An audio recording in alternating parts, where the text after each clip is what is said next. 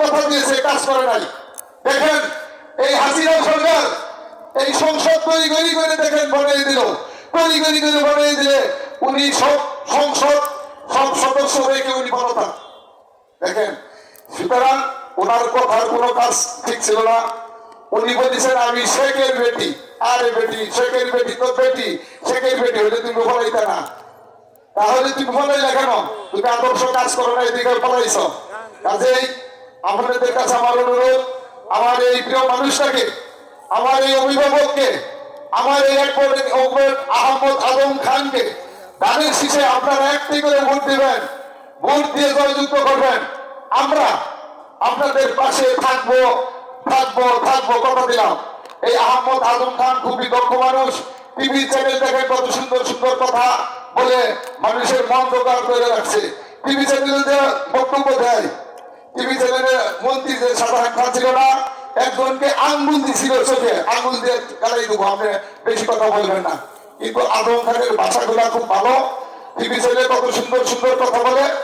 উনি যদি এইখানে আমাদের এমপি হিসাবে আসতে পারেন, তাহলে আমাদের এই শফিকুল বাসাইকে আগে রাখতে পারবে। এবং সাধু ভাই একটা দক্ষ লোক, ওই দক্ষ লোকের মাধ্যমে উনি যদি এই আমাদের কাকরাদানকে পরিচালনা করে, তাহলে আমাদের ওনাদের মাধ্যমে আমরা কাকরাদানকেও আগলে রাখবো। আমরা আরেকটা কথা আমি না বলি নয়, যদিও অতিরিক্ত সময় নিতে চাচ্ছি না, ভেবে মাফ করবেন, কিন্তু না বললেই নয়। আজকে যদি সাধু ভাই থাকতেন আমাদের, তাহলে আর হয়তো অনেক রাজনৈতিক কথা বলতেন, ওগুলা বলবো না, সময় অনেক হয়ে গেছে, 11টা বাজে। আজকে যদি দেখেন দুঃখের বিষয়, এই 5 বছর যদি হাসিনা থাকতো, তাহলে আপনারা রোহিঙ্গা নাম শুনছেন, রোহিঙ্গা, আমাদের রোহিঙ্গা হতে হতো, রোহিঙ্গা। এই দেশে থেকে ইন্ডিয়া চলে যেতে হয়তো, ইন্ডিয়ার লোক আমাদের বাংলাদেশ শাসন করতো, আমরা হইতাম রোহিঙ্গা। কাজী ভাই আল্লাহর কাছে প্রার্থনা করেন আমরা রোহিঙ্গা হই নাই, আমরা বাঙালি দেশের মানুষ, বাংলাদেশে আছি। আমরা যেন চিরদিনই এই দেশ বসবাস করতে পারি শান্তিতে সুখে। আমাদের এই দেশ হইল কবি হুজুর মুসলিমদের দেশ।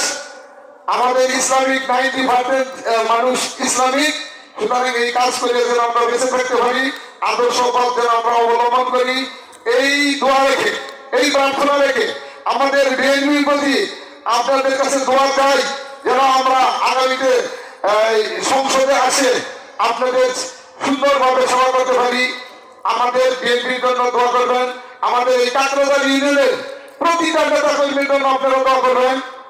সর্বশেষে আমি আপনাদের কাছে যদিও অনেক কথা বলে ফেললাম, ভুলভ্রান্তি মাপ চেয়ে আমি আমার বক্তব্য শেষ করছি। আমার নেতা, প্রয়াত নেতা আপনারা জানেন জিয়াউর রহমান অমর হোক, খালেদা জিয়া জিন্দাবাদ, তারেক রহমান জিন্দাবাদ, আমার নেতা আজম খান জিন্দাবাদ, আমার নেতা সাধু ভাই জিন্দাবাদ, আমার বিএনপি জিন্দাবাদ। সামনে উপবিষ্ট আছেন আমার ভুয়াই এলাকার মানুষ, জিন্দাবাদ জিন্দাবাদ। সকলকে ধন্যবাদ। আল্লাহ হাফেজ।